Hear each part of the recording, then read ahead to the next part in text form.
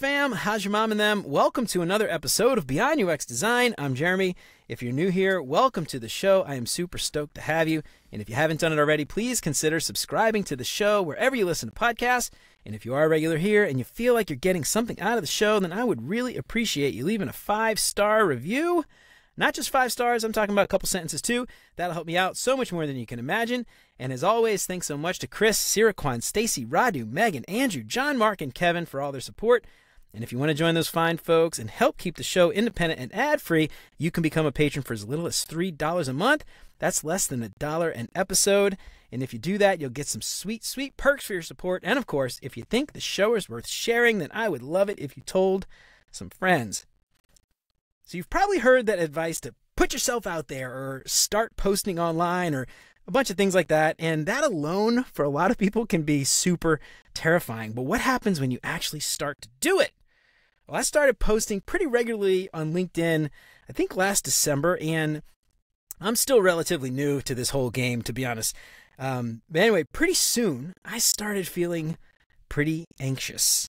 And I imagine a lot of people out there kind of feel the same way. First person I met, I think Trevor, you were the first person I actually met on LinkedIn. Wow. I met Trevor. He's posting online all the time. We got to talking about all of the pitfalls that you kind of run into as if you're posting online pretty often. And so one of the things I wanted to have Trevor on today was to talk about some of those things. We say put ourselves out there, we get in a vulnerable position. What do we do? How do we deal with it? So I'm really stoked to have Trevor on today. Trevor Nielsen is a seasoned designer with a decade of experience in the industry. He spent half of his career working in branding and marketing and the latter half on product design. And having spent significant time working in startups, he relishes in that fast-paced environment and the ability to make a significant impact as a designer within those small teams. And outside of work, Trevor loves basketball, both as an active player and an avid spectator. And in his spare time, you'll often find him hanging out with family and friends, hitting the gym, struggling on the golf course, listening to audiobooks while doing yard work, and creating content for the design community out there on the internet. Trevor, welcome to the show. I am so excited to have you on, man. How's it going? Hey, man, thanks for having me. Absolutely. This is fun. Yeah, dude, absolutely. Well, so what I want to talk to you today about, you post pretty regularly on LinkedIn, and you've run into some of these pitfalls, and I really want to understand from somebody who does this quite regularly. I'm sure you go through some of this stuff. I want to hear all your thoughts about how you deal with it, all that stuff. But first, before we get into that, you got an interesting background. Tell us a little bit about you, how you ended up getting into product design, and then ultimately, I'd love to know what made you start posting online all the time. Oh, man, good questions. So I got into design by accident, and then I got into product design by accident. So my whole career is just a total accident. I know, which is really, really fortunate accident, I guess. Yeah, happy accident. So yeah, I was in art classes in high school and also took a photography class. Oh, cool. In the photo class, we learned Photoshop. That was my first taste of graphic design, taking art and applying it to a screen. So did that. Then a few years later, a buddy of mine had a video company and reached out to me to get some help doing graphic design for his video production company because he knew in high school I had done a little bit of design work through that photo class. I also had some art classes in high school. I had to create like a portfolio for AP Art. Oh, wow. Okay. Created like an ad campaign for snowboard gear. Oh, that's so cool. So that was my first logo. I should post that sometime. It was my first logo I ever made. I would love to see it. On a scale of 1 to worst thing you've ever designed, how would you rate it? It actually wasn't too bad. I think I've done worse since then. It was a bomb with a G inside of the bomb. It was pretty cool. I should go find that. That's awesome. I'd love to see it. So yeah, I did that for a while. That was my start to graphic design. Then years later into that, I was working for a startup in Salt Lake, and the marketing team that I was on got laid off. So I had the option to go leave, find a new job, or they had a sister company that had a UX position available that I could try out UX. So I took advantage of that. I knew that UX was becoming more popular, jumped on that opportunity, and fell in love with building products. It was a different mindset to graphic design, where graphic design feels very static, project-based, campaign-based, and then the projects come and then they go, and then entering product, it felt like, oh, these projects pretty much never end. It's like one perpetual project. Yeah. So it was it was so fun doing that though, because then it feels like you just go deeper and deeper. And whereas with graphic design, it was like you go into one project, it's over, and you maybe never touch that again. Like it's Yep, over. It kind of, it's true. you move on. Anyway, that was my experience. It might be different for others, but that was something that I've loved about the product world, is just really going deep into things and really understanding, you know, how to solve problems for people in a real way that people are willing to spend lots of money on. It's a fun world to be in. It is, yeah, for sure. Yeah, you know, it's crazy. You mentioned like the sort of one and done kind of thing with graphic design. Before I got into software design, product design, UX design, whatever the hell you want to call it today. I don't know what to call it. I was a graphic designer as well. So I worked at an ad agency for nice. like 4, 5, 6 years before I got into UX design ultimately in like 2011. But I don't think I knew that about you.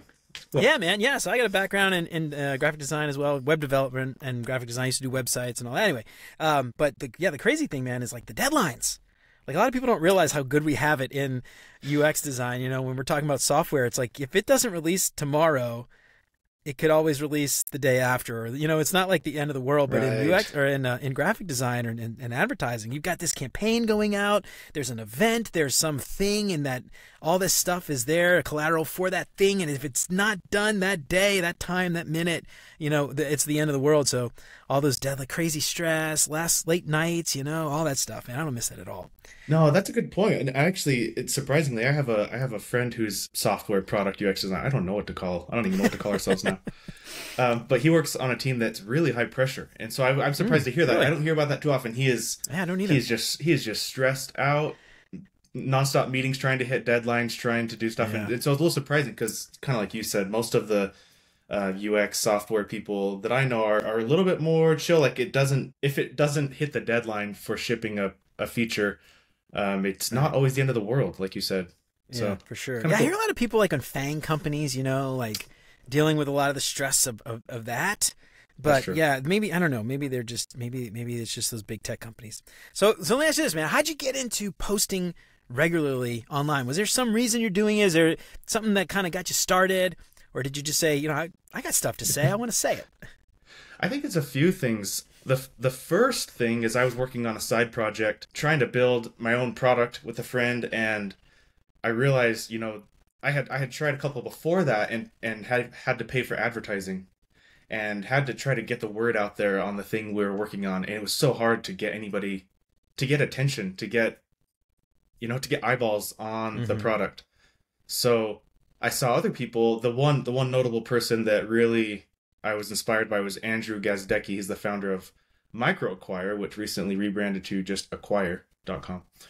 But I just loved that he was building in public. That was like the first person I had really been drawn towards, and saw them building in public and saw how much attention he was getting on his product, and how he never had to pay for ads. And maybe he did, but he didn't. I'm sure that his social presence boosted his product sales greatly.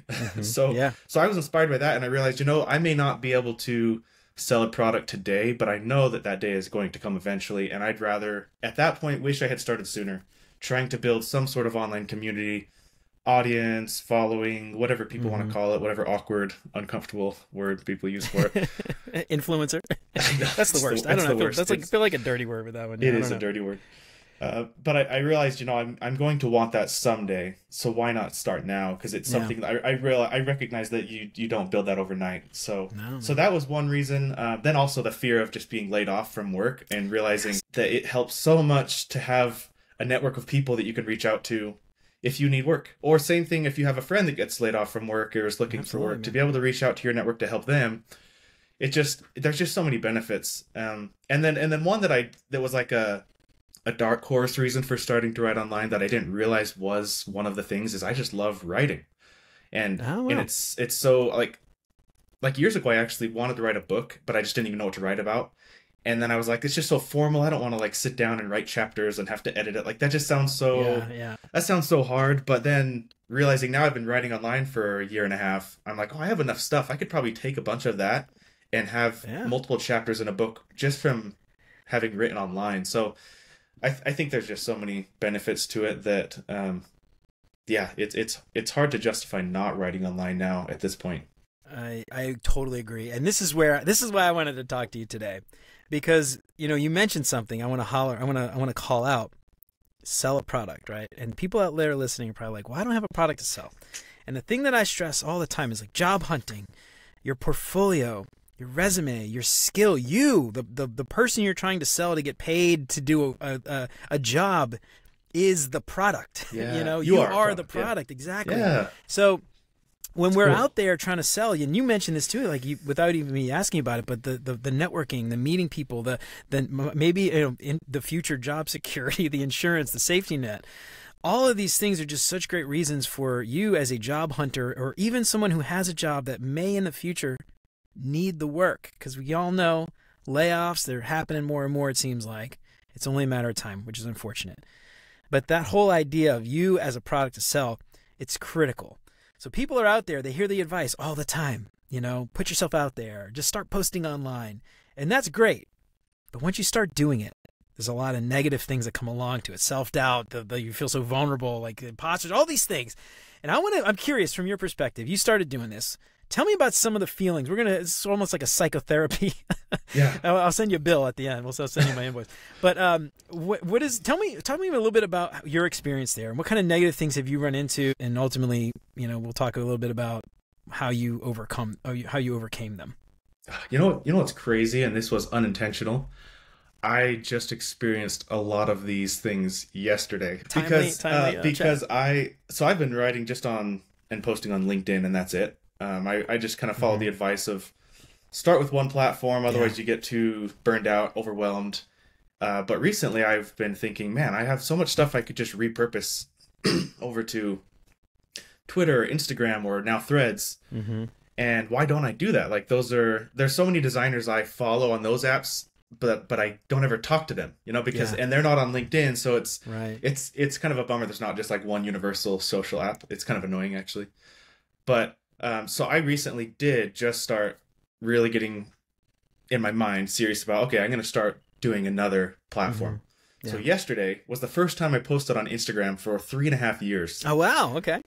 And all those things that you described of why people are afraid of posting online just all came flooding back. I was like, I just felt so scared. Like I was scared to hit publish, which is crazy. I've posted probably over 300 times on LinkedIn. But then here I'm going on Instagram and I was like, oh my gosh, this is so dumb. Like I hit post, there's 20 minutes go by and crickets, and I'm just like, this is so dumb. What am I doing? And I felt like a newbie all over again. Like this is how people feel, and this is why people don't start. It is so hard to put yourself out there. And so I just feel like I'm putting myself right back into the shoes of any newbie content creator that wants to start doing something. And so I have I feel like I just totally am trying to relearn it. It's almost like, wait, have I not been giving advice to people on how to grow online forever now? Like I don't know what to do. Right. Yeah. It's just hard to take your own advice, isn't it? I know. I was like, I need to go back and read my posts and figure out like, how do I do this? This is so hard. Well, what did you do? How did it end up? What was the result? Did anybody ever like it, or? I did. I think I got about 10 or 11 likes on there. Okay. All right. Yeah. So in the end, it ended up working out, I guess. I don't know. 11. I mean, it's fine. And I think it just takes time. Like I tell other people, it takes a few months before you really start to see traction. So I'm like, okay, if that's the case, like I think I have like 200 followers on my old design Instagram account. So I'm like, okay, I'm going to give this a few months. And if you just post multiple times a week and engage with people, that's all it is, really. It's just like joining the conversation, being a social person. Exactly. Online. I think that's it too. And what's kind of interesting when you mentioned that piece is, like, for instance, I mentioned I met you. I think you were the first person, and then over time I met people like Jeff White, people like Hang. Pretty much everybody I've interviewed on this show I've actually met through LinkedIn. Nice. A couple of exceptions of people that I actually knew prior, just from back in the day. And what I found, and I'm curious what your perspective is here, I felt very alone. Like I was just posting. I'm like, is anybody listening, or people care? Do people care?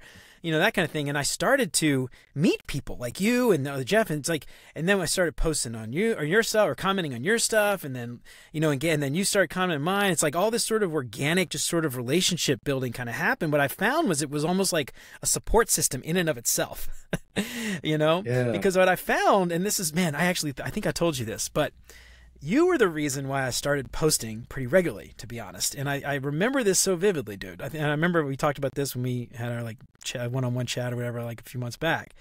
But I was like, you know, I'm sitting here like posting my stuff about my podcast and everything else. And you're like, people know you're selling something.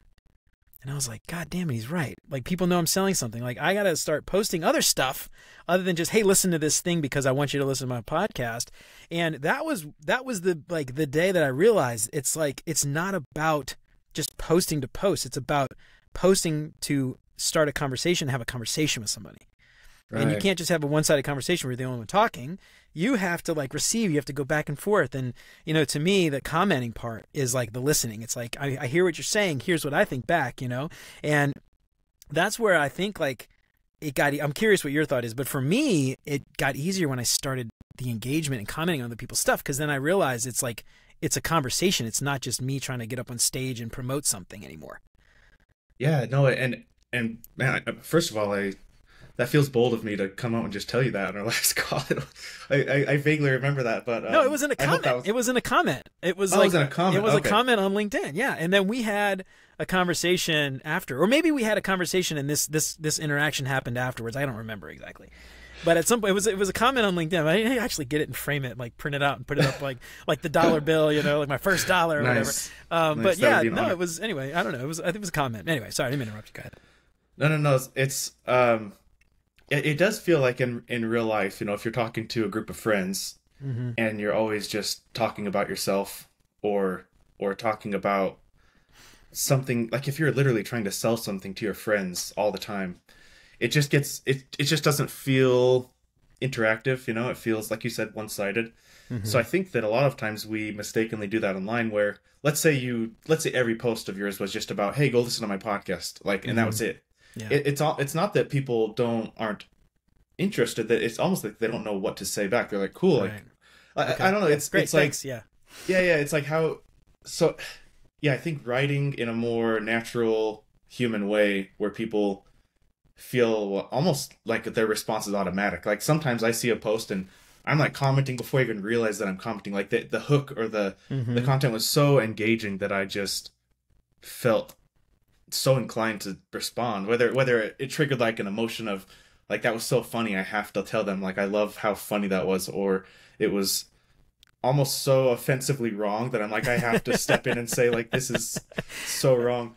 And so those are good posts, I think, where they just feel like they're one half of a conversation, and it requires someone to join the conversation. It makes it easy for people to join the conversation. Yeah. And so yeah, for me, that's the thing, like that fear of putting yourself out there. It's like you go to a party, right? Who wants to be the center of attention at a party? You know, like nobody. They want to go and like kind of just start mingling with people and everything else. And I feel like, you know, you could maybe think of LinkedIn or social media as like maybe a raunchy party. I don't know. It depends on which social network you're on. But it's like a party, right? And like you're in there. It's a big room of a bunch of people who are having conversations. You know, you can't just start expecting people to talk to you without you also talking to them. And so I think that fear of putting yourself out there, if you start, maybe even maybe a good way to approach it too is not even post necessarily, but just engage first. And then once you engage for a little while, then you start to feel comfortable enough to start having your own kind of thing to say, something you say specifically. But, you know, when we talk about that selling a product, to me, it's just like getting yourself out there is so important. It's just like jumping over that barrier, the barrier to entry, if you will, right? Like you with Instagram, just doing it and just starting it and dealing with what comes after as best as you can. I don't know. Yeah, the party analogy is actually so spot on. I've thought about that a lot, where it's like standing there at a party and all these people are having conversations and you're just leaning up against the wall watching people have a conversation. I think a lot of people do that, and people call it lurking, you know, people that are on LinkedIn, but they never comment, they never engage with anything, and it's still fine, like at least they're there, you know. but it's not as fun for them. Maybe they feel a bit of FOMO, Yeah. like they're just missing out on some fun conversations. They're sitting there listening to them, but they like have things to say, but they just kind of hold it in.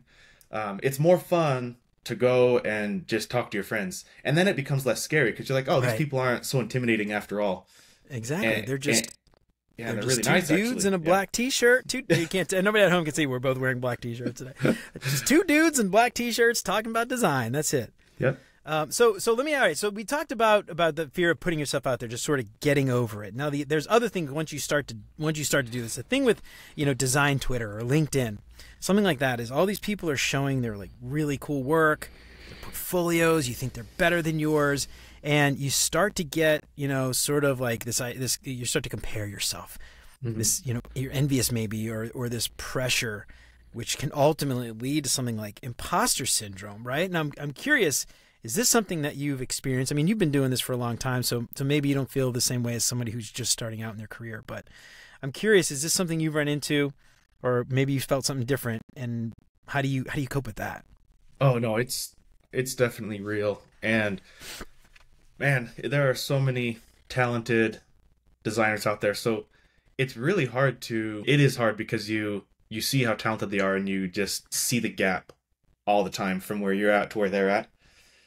And it's also kind of a double-edged sword where it's this benefit of seeing all these great designers and learning from them Mm-hmm. and being inspired by them, and also feeling this deep feeling of sorrow of like, why am I not as good as them? So I think Yeah. that's a hard one. Or another one is not necessarily the quality of their work, but just seeing other people build so many great things, and maybe knowing that you are capable of it, but you're not doing it because maybe you don't have time, maybe you just haven't had the right motivation. Mm-hmm. So there's just so many opportunities to feel discouraged by seeing everyone else doing big things. And so it's tricky, and it's I think the challenge is to see it as inspiration rather than comparison. Yeah. And that's the hard part. And I don't know exactly what the golden answer is for that. Yeah. Uh, That one's but hard. part of what does help me is joining the conversation. Mm. Like, instead of just sitting back and watching all these people doing things, comment on their posts, talk to them, ask them questions about what they're building. Hopefully you try stuff yourself. Hopefully behind the scenes you're trying something, you're trying to build things too, so that you kind of feel like you're making progress towards whatever your goal is. Um, yeah, it is hard though to not compare all the Yeah. time. And the other thing too, this is something I have a hard time with this, especially, putting myself out there with the podcast and seeing other people who have other podcasts. They get more downloads, more likes when they post, bigger gas, not that you're not a big guest, you know what I mean, but like Oh, these, I know.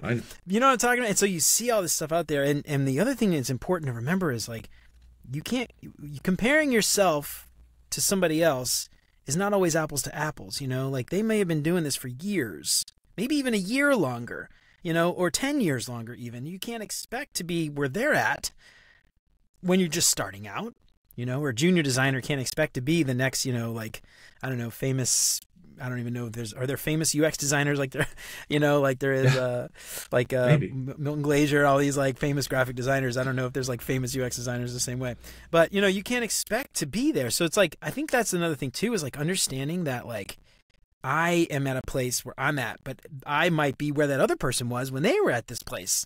But I'm looking at them. I'm looking at myself maybe 10 years in the future. You know what I mean?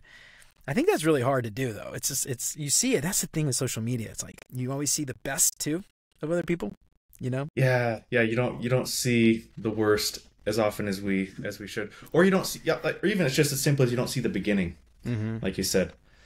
Yeah. So I saw someone recently posted something cool where they showed basically that like they listed a bunch of famous people on the internet that have big followings on social media, but they Mhm. kind of described that each one of them started with zero, and it was just kind of an interesting thing to think about going back in time.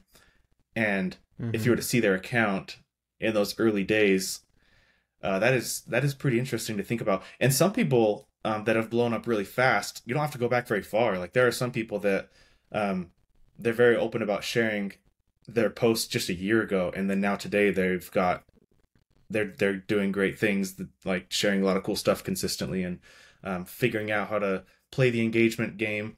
Mm-hmm. So, but it's just so helpful to see that, you know, you have to start somewhere, and it's such a cliche thing, and people always comment on how cliche it is to say it, of just getting started. But there's something about getting started that just breaks the ice, and there's a lot of anticipation and anxiety from hitting post. It's literally, like I said, just yesterday, I was like, the post was all ready. I had a picture and then some text, and I was like, just hitting post, like my heart rate went up. I was like, this is so dumb. Like, why am I afraid to hit You're like this? checking your Fitbit. You're like, what's my heart rate? Why is my heart rate about to go off? Why is this? But it's real, you know, it's real because there's real people on the other end that see it, and they have the freedom to criticize you if they want to. And then for me, starting, like I think something you said was really important, that once you start to make friends, a lot of that fear just goes away, because even if someone did say something pretty gnarly about you, you're going to have friends that are going to step in. Back you up. Yeah, exactly. Yeah, they're going to step in. Just like at a party, if you were the only one at a party, you had no friends, that'd be so scary. But if you go with your friends, you're just like, oh, this is easy. Yeah, exactly. So social media and posting stuff on any platform is so much easier once you start to make some friends. So yeah, that's a huge piece of it. Yeah, absolutely. Okay, so you mentioned something I want to dig into a little bit, is criticism. People are going to, you know, you said people have the freedom to criticize you. I'm curious. When you post online, there's this always, I know you and I have talked about this, like, too, like people coming in like trolls and stuff, kind of messing with you. That's a very real thing. And on the internet, you know, it's anonymous. People can say whatever they want. How do you deal with that? How do you deal with the criticism, and especially when it's unwarranted, but even when it is warranted, how do you deal with the criticism? So it's not always anonymous, especially on LinkedIn, where that's true. Yeah. LinkedIn's different from Twitter and Instagram, where people can have just like a fake avatar as a profile, and have 1 million followers and nobody knows who the owner of that account is. On LinkedIn, it's pretty much your face, right? Unless you're posing as someone else. But so I feel like on LinkedIn, it's a little bit more tame. Yeah, I would say that. Yeah. At least in my experience, I see design Twitter people sometimes just go crazy saying the meanest things, and I think it's because the anonymity makes it a little easier to say whatever you want without any consequences. Whereas on LinkedIn, like, at least most people hopefully realize, you know, there's employers watching this, or my coworkers, or potential clients are watching everything I say, or they have the option to see anything I comment. So I think that kind of tames it down a little bit. But even then, it's still, you get some crazy stuff even on LinkedIn. I am shocked sometimes, honestly, by the stuff that I see people say on LinkedIn. And I'm just like, you realize this is like the business network, right? Like professional network. When you go apply for a job, like people go to LinkedIn first to see what you have to say. And you're posting like weird racist stuff, homophobic stuff, like, you know, xenophobic stuff. I'm like, how do you not feel like this is going to come back to haunt you? And it's true. That's actually, I think, why I picked LinkedIn over all the others, was because I felt like it was a safer place for me, because I didn't have to deal with the trolls. So yeah, I mean, that's kind of just something I guess I am curious though, like on a place like Twitter or Instagram, or Threads, wherever, where it's not as, you know, professional. Do you have a way to deal with like the anonymous people, the trolls? Do you engage with them at all? Do you just try to put it out of your head? How do you deal with that? Well, I haven't experienced it yet on Instagram or Twitter, because I haven't done a lot of posting over there. But there was one time on LinkedIn that I had a troll. I haven't had a lot of trolls lately, so part of my LinkedIn strategy when I first started out was I liked to post contrarian, controversial stuff, because I thought it was fun, and I had my opinions compared to what I was reading were different, and that's part of what got me excited to post, because I was like, I just am bothered by the stuff I'm reading, so I felt inclined to post what I believed, you know, my opinion.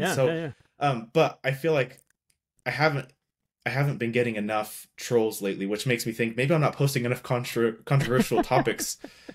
I kind of miss that, because it's kind of fun, because it's kind of exciting, because it just shakes things up. So one time I had a troll, and I guess I wouldn't even say that it was a troll, but I posted about my some tips on portfolios, and somebody went and looked at mine and basically was like, "You're not practicing what you're preaching," and Ouch. pretty much just called me out. Yeah. And they went and made their own post talking about how I was, I don't remember all the exact words they used, but it was pretty degrading, they kind of like came at me personally. Like they were so triggered by what I posted. I was mostly trying to offer advice on portfolios. But in a way I can kind of see why maybe they took offense to what I was saying. Man. And then they looked at mine and they're like, "You're not even doing what you're teaching." Whatever. Yeah. But little did they know, I was like, my whole portfolio wasn't online. Like I had case studies offline that I saved for interviews. And so they were basically saying like, "You don't have any case studies. So how are you're not one to talk." So it would have been better had they just like asked first, "Hey, do you have any case studies?" Like a comment. That should be a comment, right? That's the thing exactly. that but instead they went and did this whole post on it. The cool thing about, like I was saying, so many people came to my aid that they ended up deleting all of my comments and my supporters' comments, and then they blocked me. So that's how that went down. Oh, jeez. So yeah, I don't know how I tried to be kind and I said, I wish you would have waited for me to respond before going and creating this post. And then lately I hear people talking about just ignoring those, and that can also be, I've done that as well, like on other things where if somebody one time someone called me, it was kind of cool, they called me a salty pixel pusher. I remember that. That was a fun one. I actually really thought that was creative. I think I was like, I don't know if it was me or somebody else was like, "Dude, you should change that to your LinkedIn header." I know. That would have been a cool, clever. You mentioned something. I think it maybe is worth pointing out is LinkedIn especially, where you've got employers and potential employers, future employers you might not even realize you want to work there yet, potentially seeing the things that you're writing. And when people come at you on LinkedIn, I would advise many people to just take a break, just walk away. Take a day, take 2 hours, 3 hours. Don't post back immediately because you may regret the things you were going to say and engage with that person, and it could just make both of you look incredibly stupid. So a place like LinkedIn is not a place to go back and forth. If you're going to be very thoughtful with your reply, that's one thing. But to go back on somebody and just like start arguing with them on LinkedIn, I feel like there's a lot of people out there. It's funny because some of them are like thought leaders I would consider, quote unquote, UX thought leaders. And when I see some of the replies that they give to comments, I'm just like, how can you ever expect to have people take you seriously when you are acting like a fourth grader out on the playground right now? You sound and look like a total dummy. Both look like dummies. Honestly, it's just kind of funny. It's like, in a weird, unfair way, it almost, in some of those cases, says more about how they respond than the troll. Because people see the troll and they just think, they're doing that on purpose. They're trying to get a reaction. So it's almost like all eyes go on, how does the author of the post respond? Exactly. And so that sometimes becomes the more memorable thing. Like if they respond in a reaction, like I don't know how to say it. They don't pause and think, like you said. They're very reactive and they just get mad and just start responding with emotion. That almost becomes the more memorable piece of it all. Yeah. Well, the other thing too, like I always hear, like, don't feed the trolls, Yeah. That's what they want, right? They like, their only reason they're there posting is to like get a rise out of you. And when you do get that rise, you're feeding into exactly what they want. So the best thing to do is just ignore them completely, which is probably why a lot of these, like, I know several like big thought leaders will just block people without a second thought. I know Hang's always talking about getting Darren Hood to unblock him and stuff, but obviously like Hang is out there shit posting all the time, even though I think he's actually very intelligent, very thoughtful. I think other people take it the wrong way, but I don't know, man. It's funny. Oh, you mentioned about shit posting and kind of getting a rise out of people and not really getting anybody engaging with you. Hang was telling me, I talked to him a few weeks back, and he's like, I started posting all this stuff, and like over time, people just got in on the joke, and then it wasn't really pissing anybody off anymore, so it's not as fun. I know his reputation now precedes him. Yeah. When I first heard about him, you're right. It was more like, whoa, who is this guy? Like he's so bold. But now I still realize he's bold, but I almost just see it all as, I don't see it as controversial at all anymore, which is probably, I agree, actually. Probably unfortunate. I feel like he's just so sarcastic, which is I tend to agree with most of the stuff he posts, to be perfectly honest. Yes. And it's probably, I don't know why it's like, that shouldn't be a hot take, man. He's actually right. But yeah. So let me ask you this though, with like, when you get this feedback, and the thing I actually love about LinkedIn is there are a lot of people who will give you feedback And they're right, right? It's like honest critique. It's not really like, bashing you or trolling you. It's actually honest critique. I'm curious, in that case, have you gotten people that will actually reply to some of the stuff you say and point out where you're wrong in a very thoughtful, professional way? How do you deal with that? Because that's probably pretty frightening too on its own.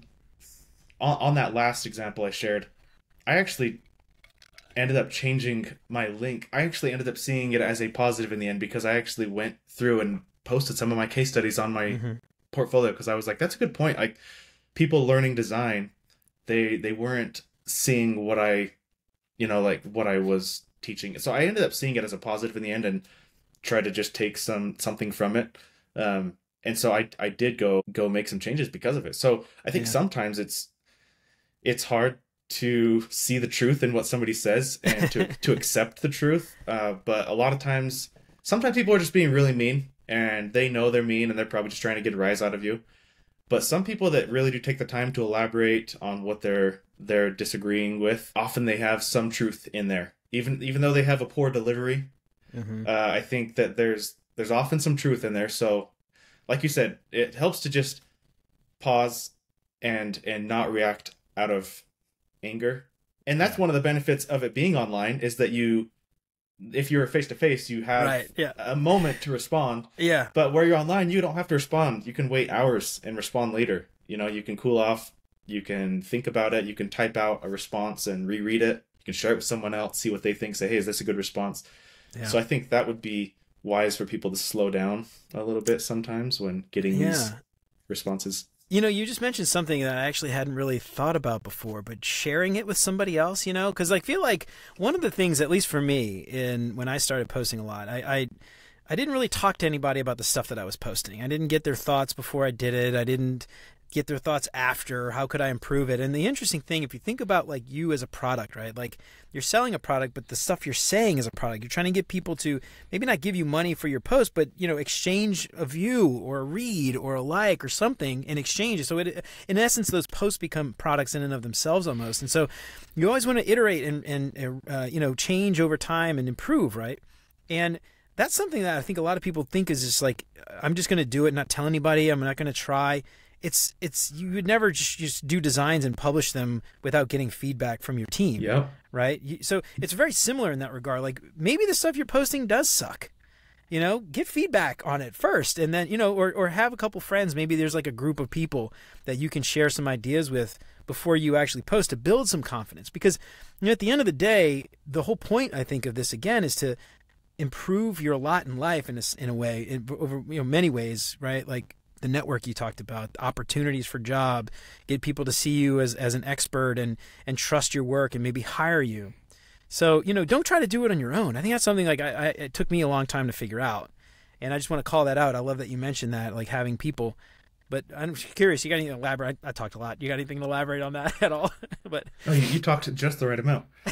Thanks.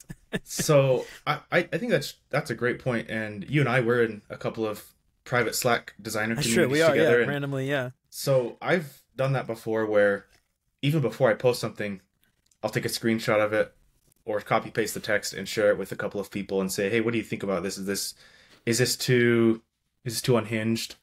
And I've had designer friends say, yeah, that's probably a little too much. And so then I've changed it up or not posted it. And then sometimes I think it's great to just build and iterate in public. So kind of like you're saying with design, sometimes you just got to ship it and then gauge the feedback from like having it be live out in the wild. So sometimes it's fun just to post without telling anyone what you're going to post, which is mostly what I do. Like I just share it and then kind of gauge the response. Did this one flop? Why do I think it flopped? And then if it did flop, take a screenshot of it, share it with some friends and say, hey, why do you guys think this one didn't do well?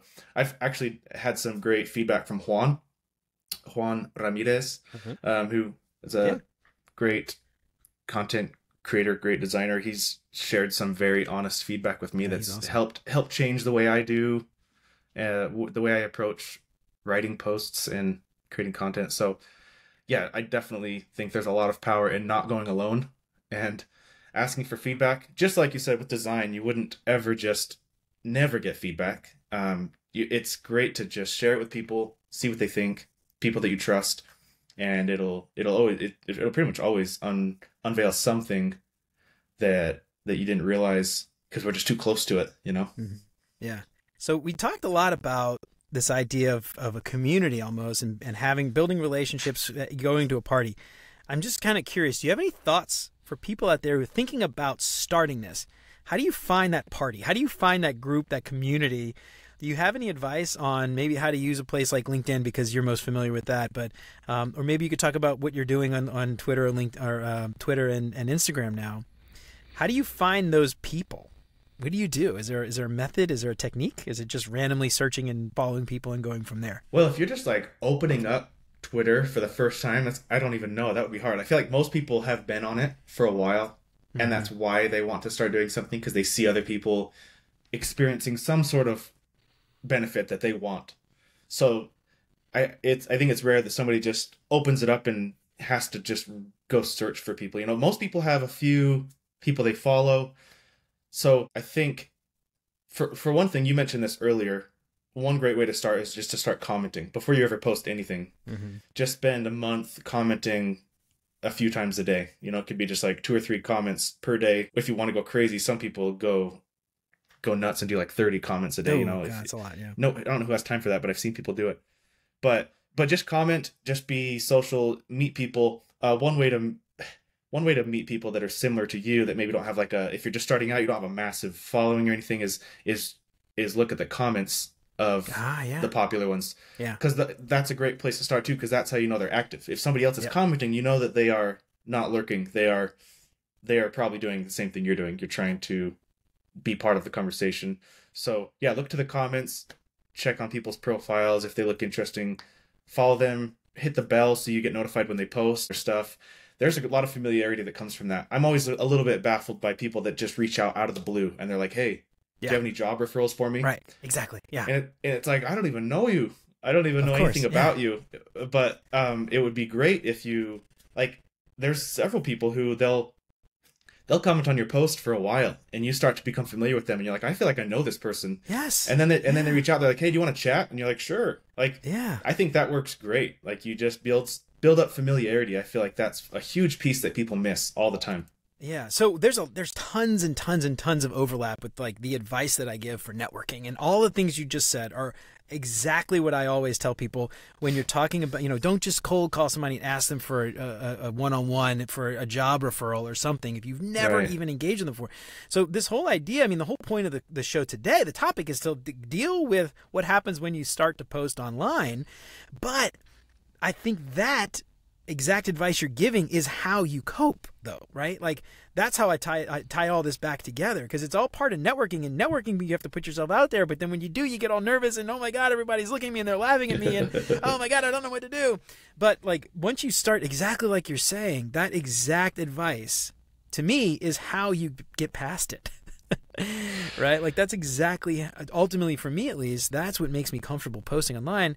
And you mentioned that, like, you know, commenting, finding the people who comment, following them, seeing who they comment on, who comments on their stuff, and it's like a network and a web, and you start to realize there's a community there. Yeah. And there is that little party, right? And everybody kind of talks about a similar stuff. And it's funny because you mentioned going on Twitter. I think I talked to you about this. I have been banned so many times on LinkedIn. Or not banned. I've been suspended. Suspended, yeah. I have no idea why. I'm not using Shield. I'm not using any of those other apps, but they keep suspending me. And so I said, like, oh my God, like, LinkedIn owns my audience. What do I do if I get suspended forever, right? Right. So I was like, let me go on Twitter. And I went on Twitter, and I had that exact thing that you're doing right now with Instagram. I had no idea who to follow. I had brand new account. I had deleted my Twitter account years ago after I watched The Social Dilemma. Do you ever watch that? Oh, right. Yep, I did watch that. Yep. So after dude, as soon as the credits rolled, I deleted my Twitter account. Facebook too. That's a good documentary. So anyway, but when I was like, oh my God, I'm going to lose my audience, I need to go back on. I try to build an audience where, you know, Elon Musk isn't going to block me. I know that's for sure. So, that's true. You know, so anyway, but it was so overwhelming. I was like, nobody's following me. I don't know who to follow. I stopped. I stopped posting on Twitter. I did it for like a week, and I was like, I can't do this. This is too overwhelming. So anyway, I totally feel you on that, like that, you know, initial phase of trying to build an audience and knowing where to start. I had no clue. Where to start. Yeah, I think a lot of people are experiencing that right now with Threads because it's a new social app for everyone. Yeah. But a lot of people are jumping in and trying to do something with it. And it is a little weird when you do have one platform where you do have a community and then you're starting on one where you have nothing. Right. It's a little more, it's kind of exciting, but it's also kind of boring because you're like, I don't have anybody to talk to. It's like, right, exactly. You move to a new, you're like a kid moving to a new city and having to go to a new school. Can I sit at the lunch table with you? Yeah. Yeah, right, exactly. That's hard. Man, that's what. So let me ask you this: are you on Threads? You're on Threads, right? You started. Yeah, I posting a little bit. Don't know what I'm doing there, but I did. I don't either. Yeah, I just started. So I actually one of the things for me with Twitter was like I really don't like Elon Musk. I don't like his politics. I don't like the stuff he says. I don't like what he's doing. I don't like the fact that he's not policing some of the hate speech and stuff on Twitter. I'm like, I'm done with Twitter. I can't do Twitter. But Threads, not that I like Mark Zuckerberg necessarily, but he's better than Elon Musk in my personal opinion. So I got on Threads, and it was the same kind of thing. I have like 5,000. I'm not like super popular on LinkedIn, like 5,000, and on Threads I have like 90 followers or something, like less than 100. And I'm like, I don't know who to talk to. It's the same kind of thing. I'm like starting over, So I'm like kind of going through a lot of the stuff that we're talking about. On Threads, it's kind of crazy. It's bizarre. Yeah, you feel a lot of those old insecurities of when you first started on LinkedIn. It's like, yeah, it's just more fun when you get more engagement. That's just the truth of it. It's really more fun. Yeah. It's more encouraging. People will say what they want about likes and follows and whether it's real or not. But if you're going to use the app, that's what everyone expects. Everyone wants to get likes and follows. That's how if you want to sell something, that's the best way to do it. If you want to have fun and talk to people and learn stuff, you need to get some engagement on your post. So it's one of those weird things where people kind of are uncomfortable saying what the ultimate goal is, but everyone has a common goal if you're actually on the app and commenting and posting. I mean, it is at the end of the day, it is sort of entertainment. I mean, I think there's a utility to a place like LinkedIn, job hunting, finding jobs, things like that, networking for work, for professional reasons, obviously. But at the end of the day, I mean, it is all entertainment. I mean, it's fun. Like I enjoy like commenting on your stuff, other people's stuff. Like I do the same thing. I have you, Jeff White. I've got like 5 or 10 people that I have like the little bell. And when I get a little notification, I actually turn the notifications off on my phone. But when I open the app, I get the in-app notifications. So I'm not getting notifications all the time. Same. I turn off all notifications on social media. But when I open the app, I have the notification. Yep. So I go and like post in like, hey, check it out. This is a cool thing. What I actually started doing recently, because I just can't stand the noise. And I wonder if this would be helpful for somebody else who's kind of nervous about this. I created a Notion file, and I've got like 15 or 20 people on the Notion file. And I link directly to their activity.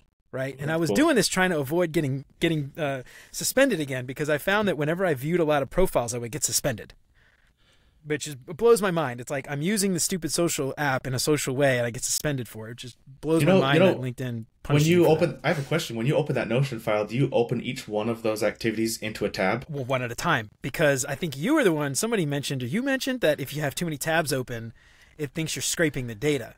So LinkedIn told me the support told me that one time because I got suspended. And they were like, "Don't open too many tabs at once." So I wondered if that was maybe your issue. Well, I think I heard you say that, so I've been conscious of that. So now I ignore all the noise though, which is the reason why I'm getting at this. Nice. Is just I don't get the sort of, I follow the people that I want to follow, and I don't see all the other junk, and I feel like for me that's helped my kind of mental health a little bit. Because I don't see all the other crap that I just don't care about, out of sight, out of mind, and it lets me see. So if you have to say other people, but I don't see all the other crap, which I feel like gives a lot of other people anxiety. It gave me anxiety. I wish all these social apps had a way of turning off the news feed or the main feed, but that's like where they promote ads, so exactly. It wouldn't make sense for them to do that because that's where they make money, and so it doesn't make sense to do that. But that would be ideal for. It's such a weird thing because we all know social media is so bad to use it too much, but it's so hard to do business without it. It really is. So it's like this necessary evil that we all live with, and we're trying to figure out how to use it, but not be overcome by it. Well, that is the main point of today's episode, to like round it all out, come back full circle.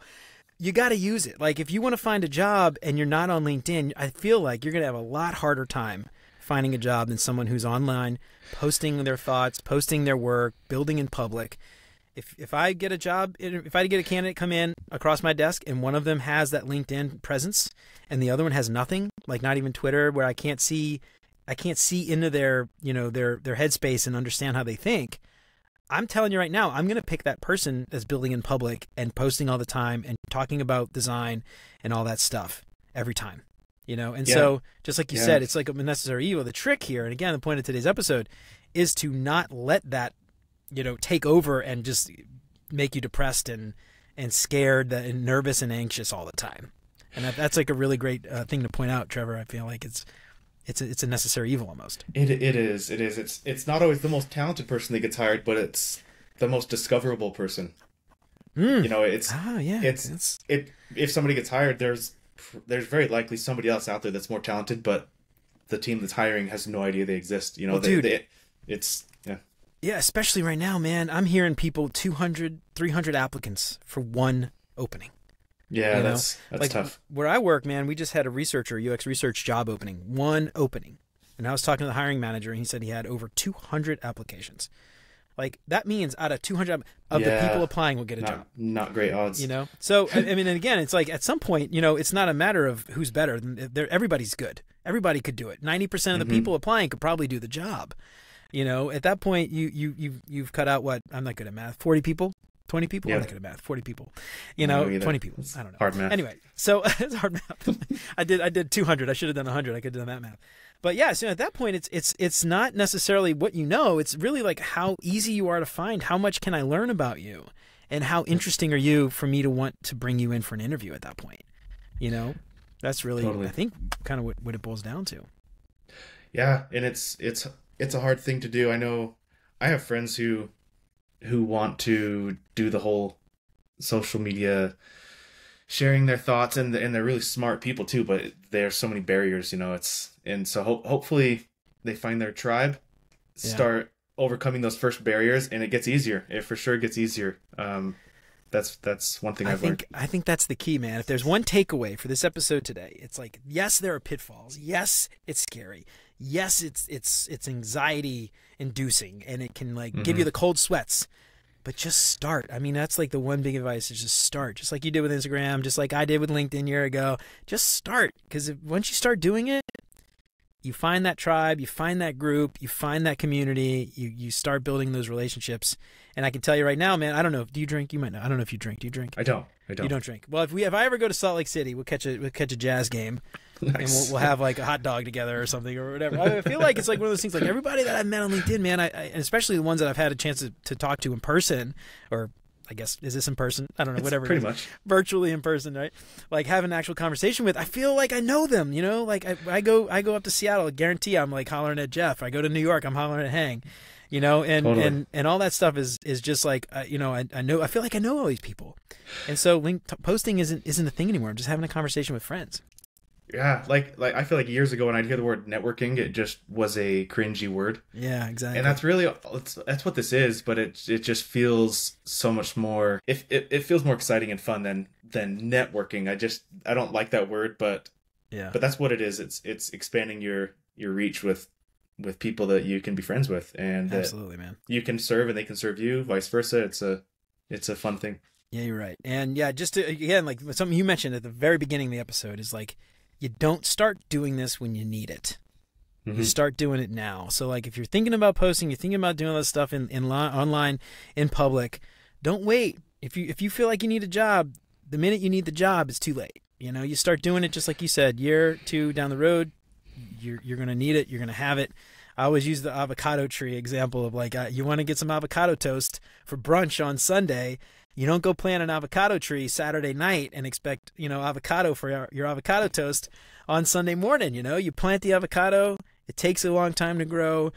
Months, years from now, you can go grab those nice ripe avocados, spread it on some toast, get yourself that is a great metaphor. 8-grain bread. Toast it up real good.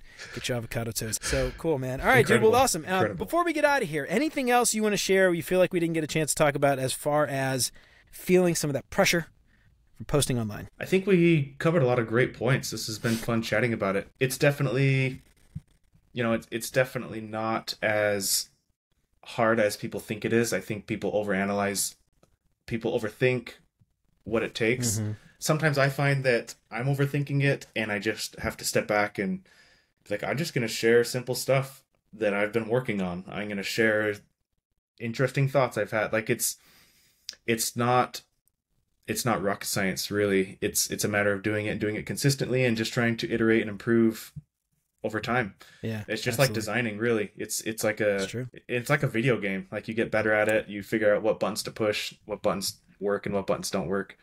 So it's fun. I think if anybody's interested in it, then they should give it a shot and just step over that ledge and free fall for a minute and realize it's not as scary as you think once you get going.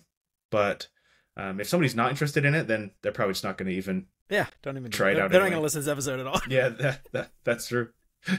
But it's interesting. You actually just said something. It's just like design, right? Like your first design.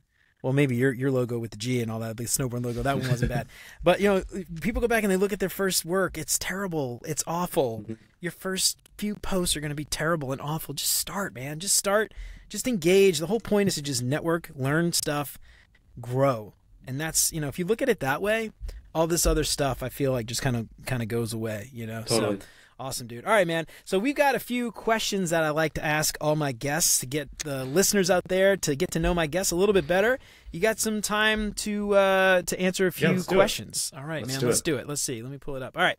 First up, what is your favorite non-design book? So it might be. It will be too cliche, but I will say Harry Potter. I'll say Harry Potter because I didn't read it till I was an adult. I somehow missed that train in my childhood, and even though all my friends were reading it, I just wasn't a big reader. So as an adult, I listened to the audiobooks with Jim Dale. He's a great narrator. Oh, and I listened to it while doing design work and had so much fun listening to it. It's one of the few books that I've revisited and listened to all the way through more than once. That's really cool. Do they do like character voices and stuff in the audiobook? Oh, cool. Yep. Is it one person that does all the voices or is it like multiple? Oh, wow. Oh, that's cool. I'd listen to it just for that. That's I know. Really cool. It's more fun than reading it. He does a great impression of every character. That is so cool. I love that. Does he do impressions based on the movies, or does he do his own interpretation of the book and do his own voices? That's a good question. I haven't checked to see if he did this before the movies came out, but it does sound different. I would say, I think there's a few that are similar, but I think they're pretty unique. That's awesome. I love it. I have to check that out. Yeah. All right. What is your favorite non-design podcast? I think JJ Redick. He's an NBA player, ex-NBA player. He does a podcast with a guy named Tommy, can't remember his last name, called The Old Man and the Three.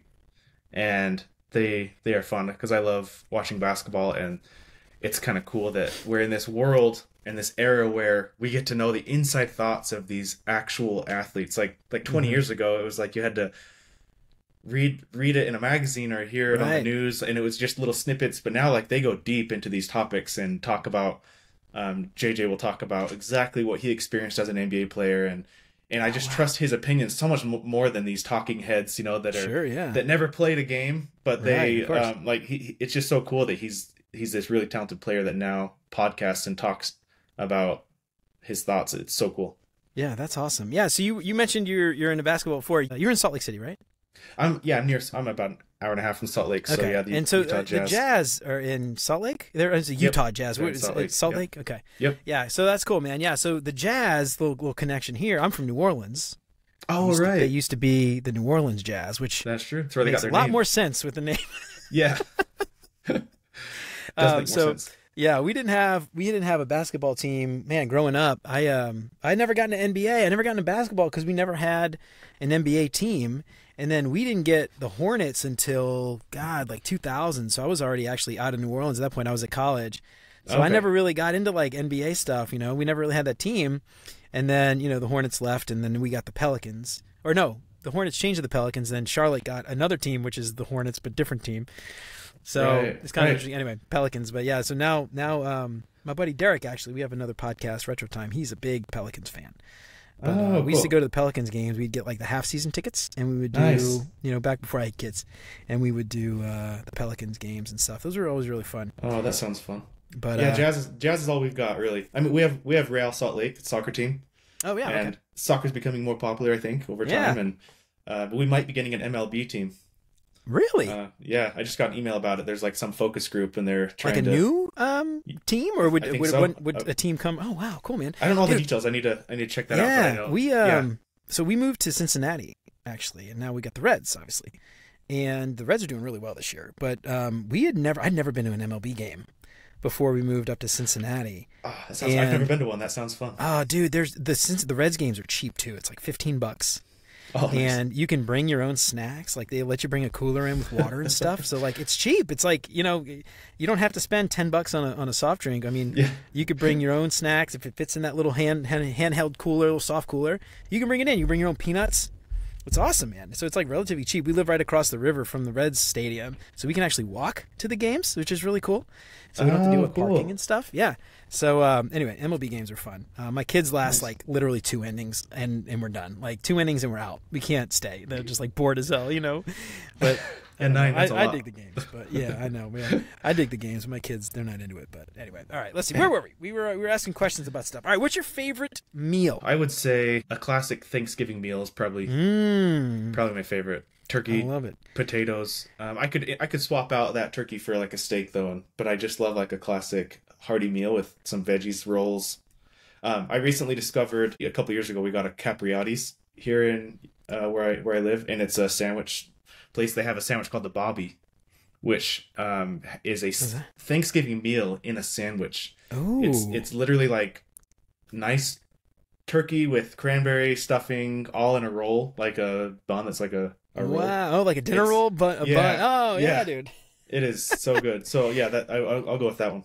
Oh, that's awesome, man. It's funny you mentioned that because like after Thanksgiving, like the day after Thanksgiving, when I was a kid, I would always do a sandwich. A sandwich, Like yeah. you're talking about. And I would do the turkey. I would put the stuffing on it. I put the cranberry dressing on it. All that stuff. Exactly. And I would do it like a big French bread. We had like po' boy bread down in New Orleans, so I had like French bread. Like it wasn't the same as a dinner roll, but oh man, like a turkey, like a Thanksgiving po' boy is essentially what I made after. That was so good. So someone had the idea. Let's franchise this. Yeah, So- I don't know. I'm in the wrong business, I guess. I could have done that. Anyway, yeah, I love a good. You know what I love is like the Christmas kind of like a roast meal. Like you know what I yeah. mean? Like the roast kind of. It's like I guess almost like a. What's that roast? It's all like pink in the middle, and And served it's like with and the it's prime just like rib. melt, That's what I'm thinking of. and Yeah, it just melts right off. yeah, like a prime yeah. rib roaster. You know what I mean? For like a Christmas Yeah. feast. Oh yeah, I love that stuff, man. I'm with you on that. The big Yeah, meals. making me hungry. All right, man. What is your favorite vacation spot? Well, that's a good one. I think as a child, when I was 7, I went to Alaska with my family, Ooh, and then wow. I just went back for the first time since then last year on a cruise. My first ever cruise, and Oh, my yeah? first time revisiting Alaska since I was a kid, and that was so fun. It wasn't tropical, and we didn't do a bunch of like swimming and getting tan. It was pretty rainy, but it was so fun. Yeah, there was just a lot of cool stuff. Saw some That's whales. awesome, man. Some I was gonna humpback say, whales. did you see any Yeah. whales? Okay. Oh yeah. Oh, that's so Yeah, cool, that was man. really cool. I've never been on a cruise up to Alaska. We did like one of those like crappy Caribbean carnival cruises when I was a kid. Hey, I hear those are fun. I need to Yeah, try well, one I of was those. like, I was 12. I was like bored the entire time, Oh, so man. it was miserable for me. But my parents sent me to like the kids area to like yeah, go play with some other kids. So It they was, could like, go to the so bar boring. and Yeah, just hang exactly, exactly. Oh, it was so boring. I hated it. Yeah. All right, what's your favorite design tool that is not Figma? This year I've been learning Rive for animation. Yeah, so I post that. Yeah, dude. I'm definitely a rookie animator, but I've done a few fun icon animations, and I've been trying to illustrate or animate illustrations a little bit, and it's pretty fun. It's such an easy tool to use, and I've noticed that I think Figma used Rive on the animations on their homepage or for config. I think Really? So I think it's becoming a popular tool. It's super light and snappy, easy to use, kind of like Figma. But for someone like me that's learning animation, it was relatively easy to learn, and I still have a lot to completing some projects and getting things going. It was a pretty light learning curve, so I'll go with Rive. Dude. It's funny you mentioned that because I remember you posted about that not long ago. You did some animations, like a button animation, I think, if I'm not mistaken. And one of the things, like, I see people like with Figma, and they make all these really cool animations, and I'm like, that looks so awesome. How are you going to build it? I You know. know, how are you going to build it? And when I found that when you posted that, I was like, oh my God, this like literally is no excuse now. It's like plug and play JavaScript plugin, just boop, there it is. There's no excuse to not do that now. Yeah, it works. It's real. love it, It's dude. real. That's It's so real cool. stuff. Yeah. It's a real animation. It's pretty exciting. I love it, dude. That's awesome. All right. That was it. Was that it? The last, yeah, not Figma. That was it. That's it. All right, man. Cool. So before we get out of here, tell everybody out there where they can find you. Give yourself a plug, websites. I know we talked about you being on LinkedIn. Where else can people go and find Trevor Nielsen? Yeah, just go visit my Instagram. I have like 200 followers. Yeah, I pretty much write on LinkedIn and Instagram. I'm gonna get brave and try Twitter one of these days. Yeah, I know I understand the feelings about Elon, but I also just know so many designers that are only on Twitter, and I'm like, I just want to make more friends out there, you know, that are, and that's the only place they go. So, yeah, though I don't have any products to plug right now. I'll plug the company I work for, Giddy. Yeah. Really sweet crypto company that's super secure, which is nice in light of all the unethical, shady crypto companies out there. We are a place where people go when they leave those. They come to us. We're a really awesome technology. I work with some brilliant people. So if somebody wants to try out crypto for their first time, we make it super easy. I'll plug that. Man. Cool. Awesome. All right, Trevor. Well, thank you so much for coming on, man. This has been fantastic. It was great talking to you. So everybody out there, go find Trevor, go follow him, go engage. Remember, you got to like, you got to engage, you got to comment, you got to reply, all that stuff. And Trevor will probably do the same. He'll probably reply to your comment, I'm sure. You know, at least like it. He'll engage for sure. Now I have to. And now he has to. I didn't put you on the spot, did I? All right, cool. Nope. All right, Trevor. Thanks so much, man. It's been awesome. Yeah, thank you. Thanks for having me.